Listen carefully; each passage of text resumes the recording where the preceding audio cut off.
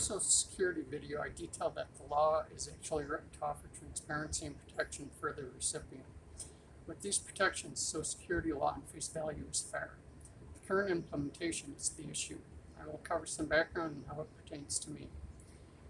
I've known for quite a while the difference between Social Security disability associated with an earnings record and SSDI. First of note, Social Security from earnings are reported as income and is required to be declared on taxes. This also is paid from the Social Security Trust Fund as the beneficiary contributed to it. SSDI, on the other hand, is from the yearly general budget and is not required to be declared as taxable. Part of welfare reform had a fix for people with no earnings record to in fact receive disability payments. To me, this is well thought out and fair. Enough was done here. Back to me. The whole disability system has evolved into a sham that lacks accountability and transparency, though they are written in the actual law. From my experience, it is one lie after another, and if not compliant, the rules are ignored. This being said, when I filed for early retirement, I had plenty of questions. When this conversation took place, I was told that it would be about this matter and this matter only. The conversation would be kept to the retirement script.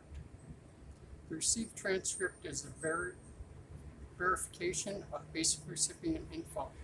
One of these questions was about my not having to declare income tax, as I had an earnings record, and the system would go through as a regular claim, allowing for Medicare and subsequently long-term care.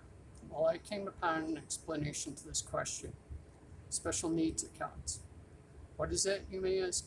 These are established to allow beneficiaries to maintain benefits, an example, medical, while giving the money a place to go. I'm only discussing first-person accounts here, as the others would not be applicable.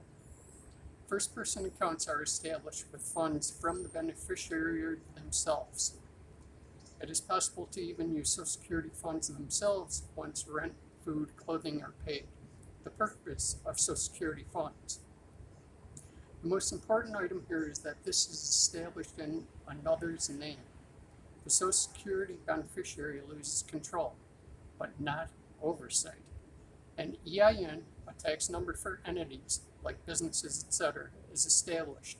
These funds can purchase homes, investments, medical equipment. The reasoning is that they are to improve the quality of life of the beneficiary. With this, it is even possible to purchase a home and title it to another, so Medicaid doesn't claw it back and throw a family member on the street. I understand this and agree in part. I disagree in my instance, as not only was the intended use of the disability system unnecessary, I agree with the funds being clawed back, especially in my case, as these funds were never utilized properly to begin with. Moreover, what I find especially troubling, the reporting for this account is to the trustee only. This I disagree with. At minimum, it should be reported to both to guarantee that the beneficiary is kept in the loop. Moreover, an annual statement certifying veracity of all actions should also be required of all beneficiaries of Medicare, Medicaid, and Social Security for benefits to continue. Access to attorney should also be readily provided. Next, I have questions pertaining to the time spent in shelters. While the disbursements go in trust, everyone I cross paths with in the shelters that got a check received the check in full, nothing withheld. It also of note that the shelters are being classified as medical facilities. Is this due to the healthcare laws and time allocated for billing? Here I would like to clarify. The shelter had a clinic. It was open one day a week for several hours. It was hardly a medical facility.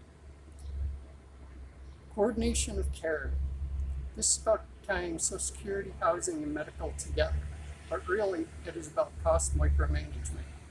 This management is supposed to be patient-centered, but as it operates in secrecy, it completely removes the patient from the equation. Again, decisions are being made not in the patient's best interest, yet the best outcomes are expected. For this reason, a quote from a movie I recently saw rings true. I feel like a supporting character in my own life.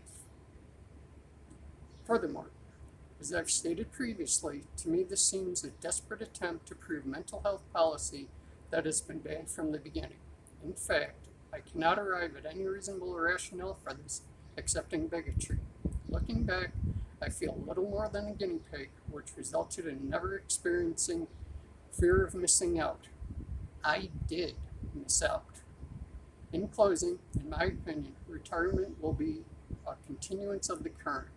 As a long-term disability claim has become an entitlement, it will be reworked with cash to look like early retirement while continuing to funnel cash to cronies. This is why there is an issue with the Maggie Medicaid, to which I am qualified. It is quite ironic DC is supposed to require universal health care coverage, though I've done without for the past year. Really? If long-term care is required, I certainly want it via assisted living.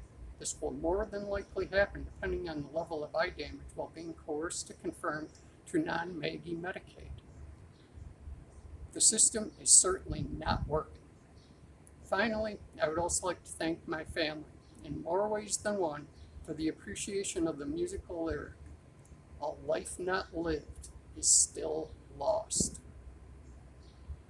Maggie, Medicaid Modified Adjusted Gross Income.